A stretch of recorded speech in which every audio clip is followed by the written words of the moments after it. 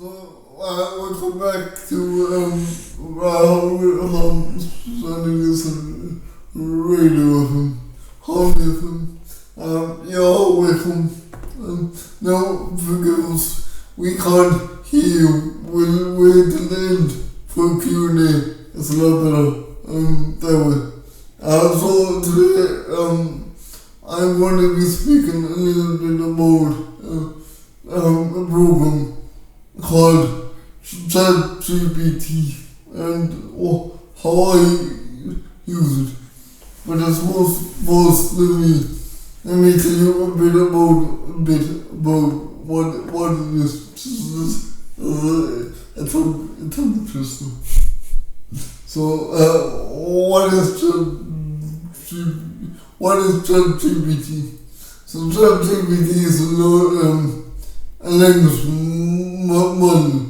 So this means it takes natural language off the internet. I don't know from where up the internet. It's from multiple sites. And it brings all that information into Chat GPT. So if you can ask it to do anything for you. So how I particularly use it is I ask Chat GPT to give me suggestions on if I'm making up a poem, I ask Chat GPT on what could I add next to my poem, and it will give me suggestions.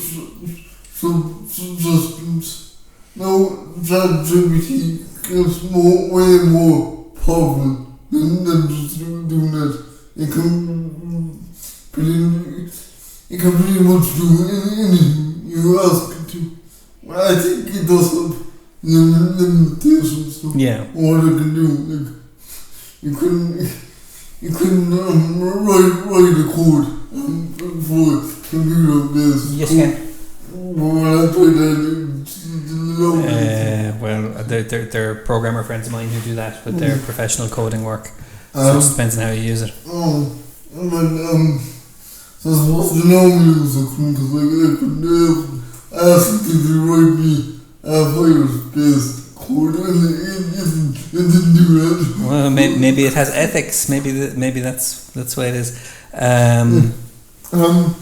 But actually, let me actually talk about it, because I think this is interesting. A lot of schools now banning the use of Chat GPT. Because the teachers found that all the students are using it to write essays for their projects. They're not learning the homework. They're just using Chat GPT to write their projects for them without even understanding the homework. Now, can I push back on that a little bit, because I just did a little bit of Googling there. Hi everybody, this is Jason. I'm not on camera today, but I am here.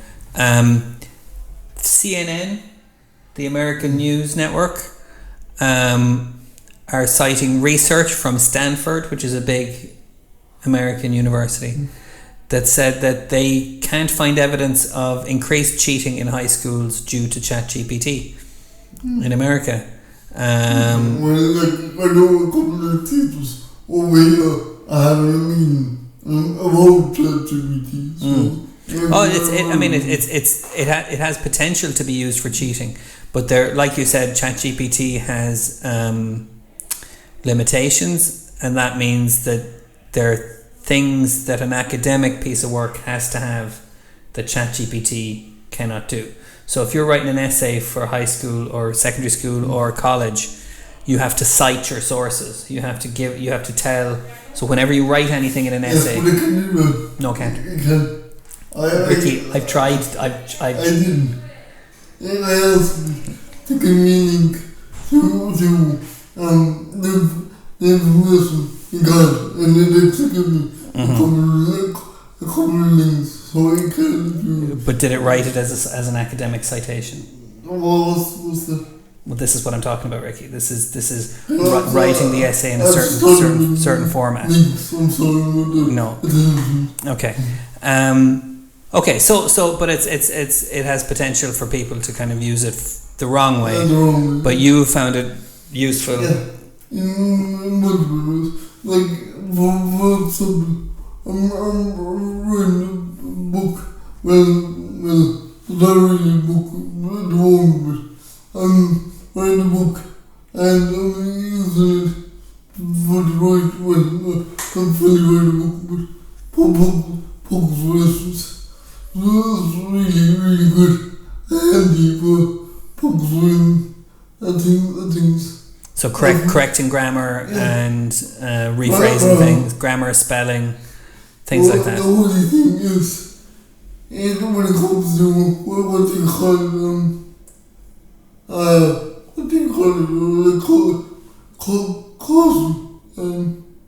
profanity. When it comes to profanity, it doesn't. It leaves out profanity. Like it swaps the words. Yeah. To the better words. Can you prompt it not to do that? I don't know. I never tried to do it. But there is a place. There are some funds in the account. So if you go into the account and you go down to offense. Since there's two boxes where you can type in what you want Chat GPT to do, and also a little bit about you, who you are, and what you want. Like I said, what you want Chat GPT to do for you. So I think that would do it. I'm not a real good job on that, but yeah. Actually, you can get that for free on the free account as well. You don't have to pay for it as well. Yeah. So the Chat GPT is up to version 3.5. Yes. But the free version is 3.5. And the paid version is 4. No, that's actually a good point. With the free version, the only thing is with the free version, the knowledge that it can give you can only go up to I believe 2020. You can't go up to latest information. Yeah. You can only go up to I think 2020 or 2021. Something like that, yeah. But with the paid version, it can go up to the latest information and news. So what do you think of that? What do you think of the fact that paying for access gets you more functionality? Do you think that's ethical? Well, like, they have to pay. They have to keep the company going somehow. I thought it's really tough when they couldn't be the right most because I really don't know about that. But man, like, I know how these things work. Like, I know some service you get a one payment off. You just buy the app and then you can use it for life. Some apps, a lot of apps nowadays, you have to pay for a subscription, which I don't really understand. You need for them. Maybe there's a logical explanation behind that, but I'm not really sure in that. What do you think? Yeah, it's a tricky one. I feel like paying for access means that then the information could be skewed towards the people who pay more, and that does not seem fair to me. That something like this, like AI and these kind of services, should be available to everybody. They should service humanity, if we're going to be very broad about it. Anything that freezes poorer people out creates a power differential. But at the same time, companies need to give income, so but the man who created OpenAI claimed that the company is a not-for-profit company. Really? Oh. So he's currently being sued by Elon Musk, of all people. They could, when they need to get around it, when the software is free, of course, but for only limited amount of things, like you can do it, it's still powerful enough, I suppose. So, I don't know. Yeah, it's might be worth looking into a bit more.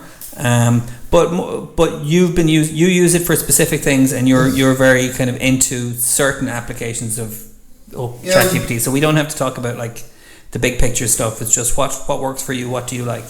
So what I love is the fact that it can actually help me write a letter. So I wrote a letter to an email to you last night using the help of Chat GPT. Now I edited some of the email also, because it wasn't really my own words, but it's great for a template.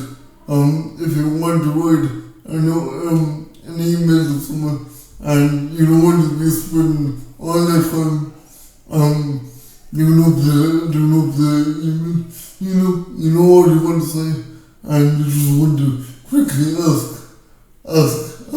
ChatGPT to do it for you. You can do that. It's really, really helpful. Like I said, I went back and I edited it afterwards to make it my own, because there was some words in it that I didn't even know. Okay, so will you go back to the very start and tell us exactly what you did step by step, from your very first prompt to how you edited it and all of that. Nice and slow. So basically, what I said to it, I spoke into it. First of all, I spoke into it. I didn't type into it, I spoke into it. And it actually understood me really well. I was really surprised by that. I don't even know how that works, but it does. So basically I told it to write me an email to Jason, and I mentioned her name, about having a bit of a tutorial on Chat GPT and what to start out with, and sorry, I'm wrong there. So I'll start again, sorry about that. So I said, write me an email to Jason, about possibly talking about ChatGPT on the radio and tomorrow. And it did it. It gave me, it wrote up a template for me. And I believe I sent you the email. So what I did is I copied the text. It came up for me. And I put it in my iPad. And I re-edited it. I re-edited the words to my own words. So I took out some words and added my own words. Like I said, tomorrow when we have a team meeting. So I changed that to radio meeting instead. So I re-edited the words to my own benefit, and I sent it off to you. And so that's basically what I did. So this is a kind of so for very functional, very kind of what would the word be? For just a task-based thing, you had a task to do. You wanted to write an email. You wanted to have certain details in there, but you didn't want to go to all the trouble of typing it out or that kind of stuff. So Chat GPT did that for you, but then you still had to go over it at the end and make sure that everything was right. You still had to kind of make sure that it said everything that you wanted to say and that it felt like it came from you. Yes. So for tasks like that, for kind of what would you call it? Correspondence. So if you're doing a list, if you want to do a shopping list or write an email or do something like that, that's not creative writing. That's just kind of functional writing. ChatGPT would be very good. To be honest, I'm not able to spell a lot. I'm not a good speller. I get really frustrated sometimes when I want to say something and I can't spell it out. Well, this will help you do it. All you have to do is tell it what you want it to do, what you want it to make up, and then we will actually give him a template to do that. Instead of doing editing. So it's just a tool that you're using. Yes. Yeah. I mean, it's not hugely different. It's like to things that Microsoft Word can do. So Microsoft Word can take dictation. Microsoft Word can do spell checking and grammar checking. It can do stuff to check the reading age of your writing. It can do all this kind of stuff. But ChatGPT will do it in real time. And what I didn't realise... and I don't know this Microsoft dictation. I don't know I don't even know will that pick you up. Will it learn? So will it pick you up? I tried Google Assistant to see would that be similar to ChatGPT's voice recognition, and it didn't even come close. So this is where the artificial intelligence really comes in, because it can do that kind of analysis far better. Like, have you seen the Beatles documentary Get Back? No. Do you know what it's about? No. Okay, so they got a load of old documentary footage from a documentary that was made about the Beatles back in 1969 or 1970, and they ran it through an AI program that cleaned up all the images and cleaned up all the audio. It learned whose voice was what. So even in very noisy, indistinct recordings, they were able to pick out each person's voice, clean it up, and then so this is something that AI seems to be very good at doing, that it can take information and clean it up, but it's not changing the information.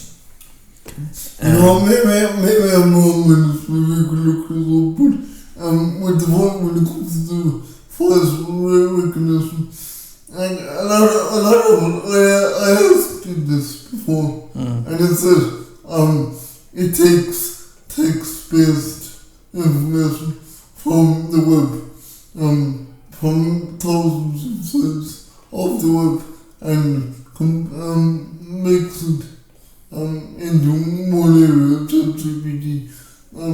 Would that be the same for voice recognition? I don't know how they store data or how they access data. No, they don't. Because I asked them, can you store my voice for further, and it said I cannot do that because data protection regulation laws, so it doesn't store any voice, which is a pity. Okay, but it does have it probably has a huge database of voices to practice on and to compare to. What the does actually take information from speech purposes? Because if it can collect information, and it does of the internet, or the some of that information come from terrorists. Well, that information would be hugely confidential. Okay. So probably not, but there might be training videos and things like that have. I would love. I'm guessing, but I would love to see how it's actually done though. How the algorithm is completely different. It's true. There's a lot about it that this how it works. The actual kind of moment to moment thing that it does that I have no idea about at all. Not having any kind of programming knowledge. I have noticed though, and this is really interesting. When I say something sometimes it doesn't really exactly say word to word what I'm saying. Like if I'm saying write me a letter on Chat GPT when it comes down to having a disability. Well, it removes what it does sometimes. It removes when it comes down to, or replaces it with something else. Mm-hmm. So it kind of generalizes what I'm trying to say. And so it picks up the meaning of what you're saying, even if it doesn't pick up the exact words that you're saying. That's interesting. It is, really is. But I love it. I think it's really handy too. I honestly think it could be handy for loads of other people out there. Not only myself, loads of other people that can't and has speech problems and just as friends is really difficult to do these daily tasks. And I think it could be really, really useful for enabling in general. Really do. So, so tell me again about the voice input, how it works for you. Because I'm not familiar with that function. The voice recognition, the microphone input. So is this the app on your iPad has a microphone function? Yes. Because I haven't encountered that before. So is that the really useful part for you, or what about importing text from a text document or from a note document or something like that? Actually, sorry, you read my brain there. You can also, and this is really useful, you can also upload, and this is for blind people as well, you can also upload an image and tell it to describe what's happening in the image. And I will turn that image into text. It will describe to you in detail what's happening in the picture. Interesting. Now, the only thing is, you can't do this with the free version. You can only do this with the paid version. I think you can speak to it in the free version. I think, I'm not sure, but you definitely can't upload a picture in the free version until it to describe what the picture is. So that's interesting, because that'll probably create security problems, because you have all these websites that make you when you're signing into a website and you have to prove that you're a human, and you have to pick the pictures with the bicycles in them, because computers and bots were thought to be very bad at that, so that a human can abstract something from an image in a way that a computer can't. But what you're saying is that Chat GPT can do that. It can analyze an image and work out what's in it. So there are some security issues that will come from that. That's interesting. Okay, so tell there's some benefits, like what's called so you can actually know what's in the picture, what they're actually looking at without actually looking at it. So it will be a great benefit for blind people. No, definitely also because text-based stuff. So all in all, it's a fantastic piece of software. Really is. I don't know why it's not fully integrated into lots of other places. Because it should be. It really should be. Interesting. Well, okay. Well, let's see. Okay, so we've talked about kind of the various things ChatGPT can do, and the kind of risks. Maybe not risks, but kind of issues that come up with it in terms of cheating and security issues.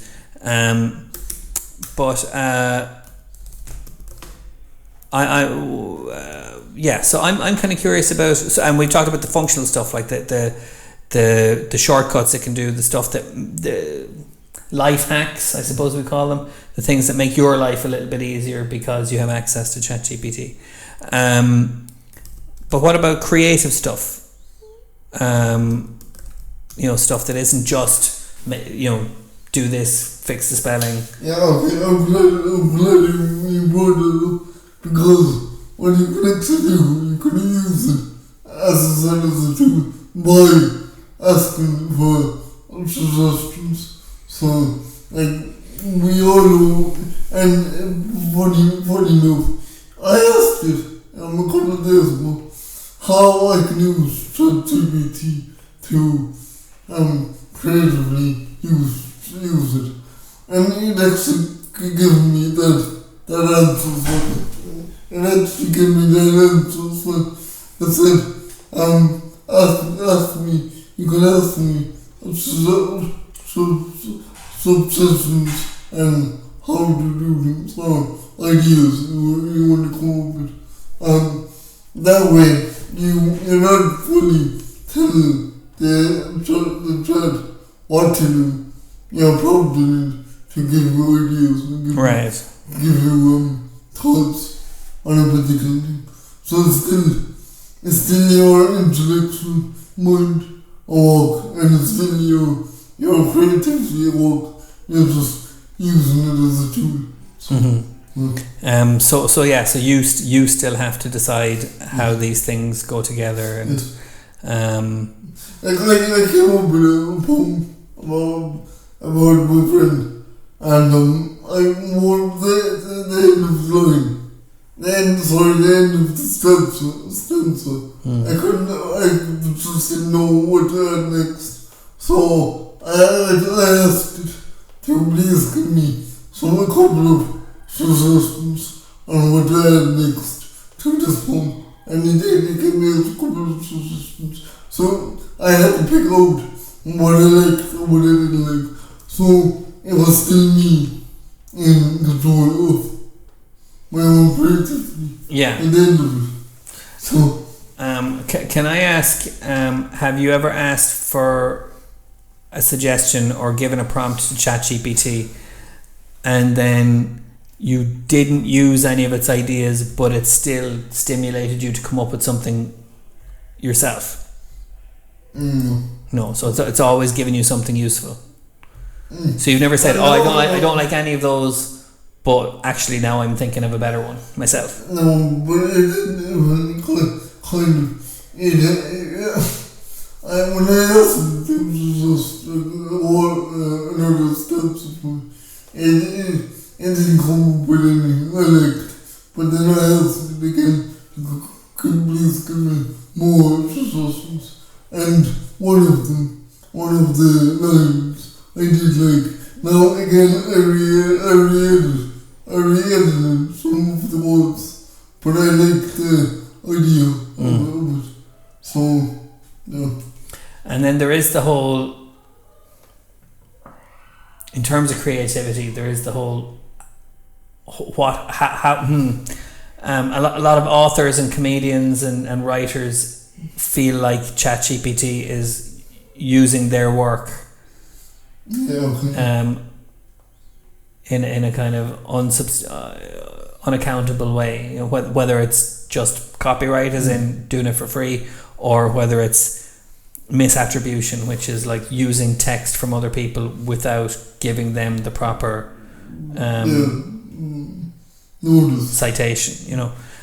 So if you asked, this is a tricky question, if you asked ChatGPT for a suggestion or a line and it gave you a line and you couldn't be sure that wasn't just a line from somebody else's poem or from somebody else's book?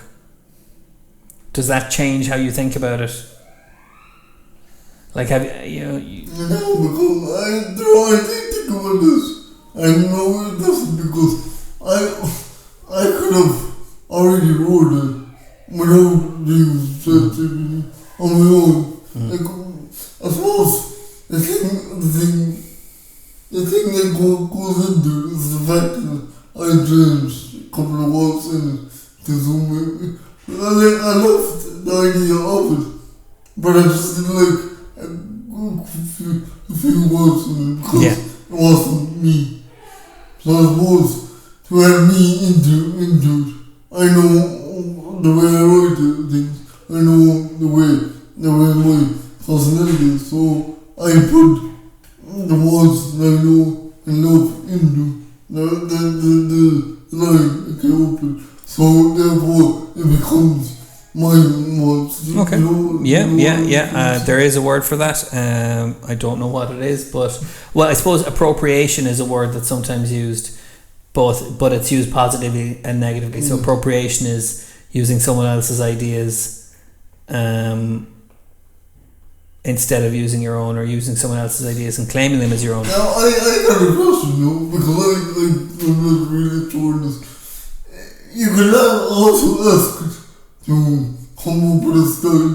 So if you want a poem written in, I don't know, William Shakespeare's style or written, it's not still a copyright of plagiarism.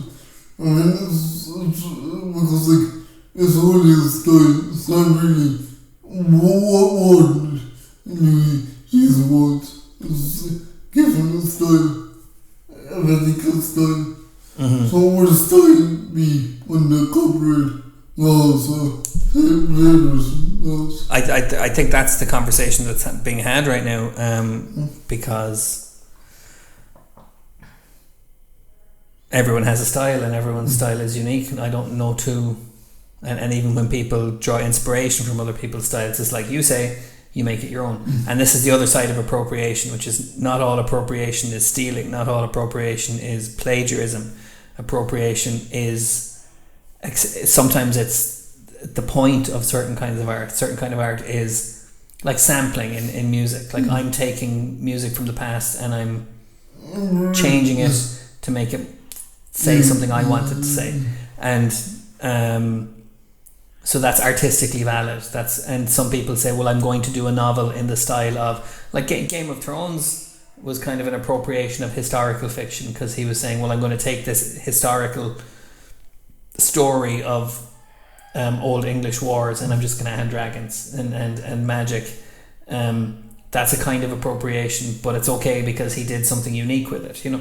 So I'm not saying all appropriation is bad, and I'm not saying any appropriation that Chat GPT does is necessarily unethical. I'm just bringing that up as a... If I get it right, no, it feels like if I took this I mean, like, I'd be talking and imitating the way you talk and the way you speak.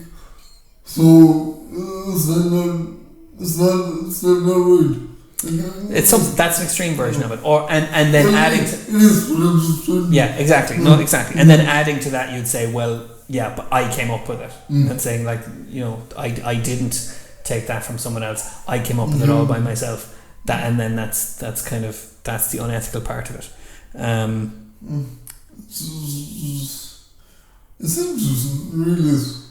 I mean, I think they're going to be bringing in new laws on how people are going to have to use Chat GPT and other language models like this.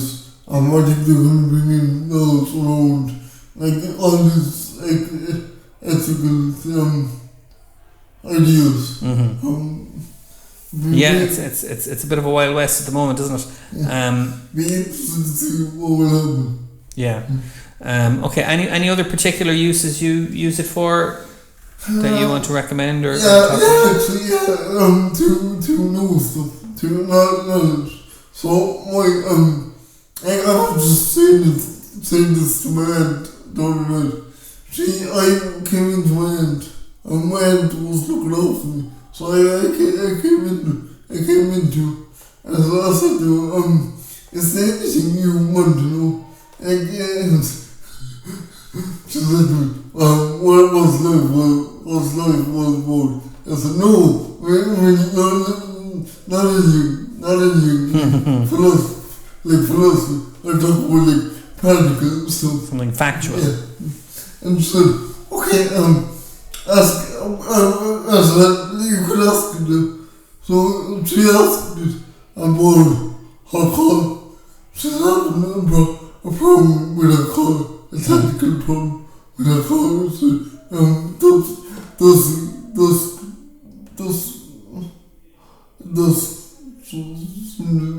one of these new cars does something.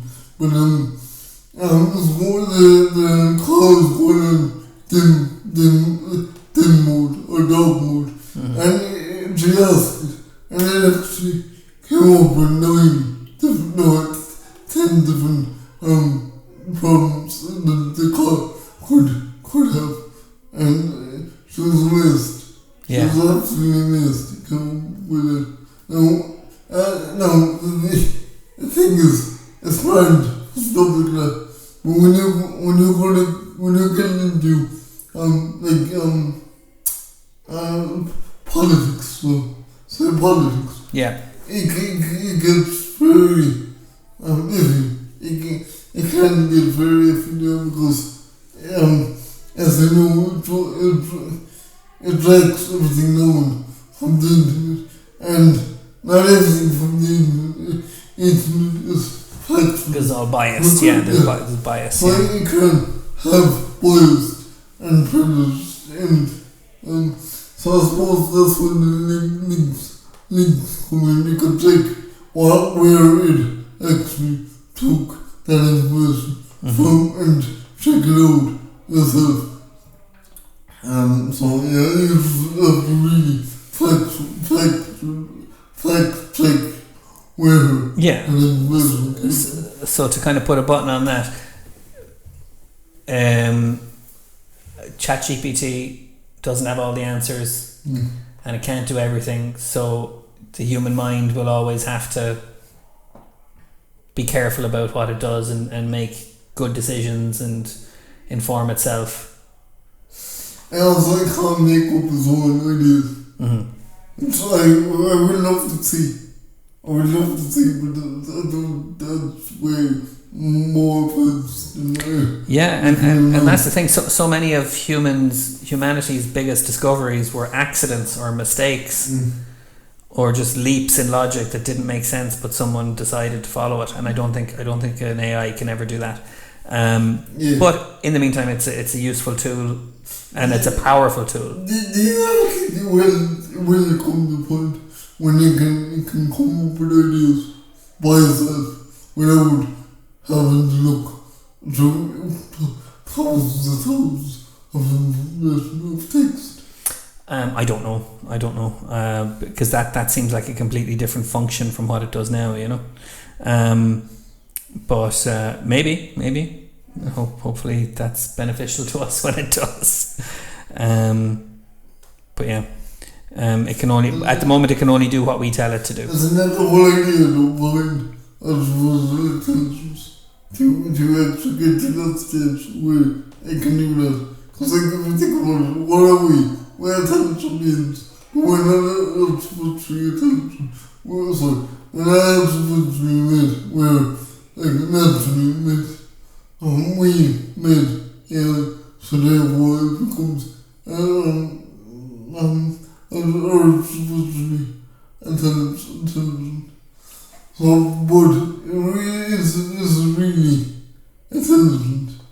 If it all it does is gather information from the internet, it's directly intelligent in itself.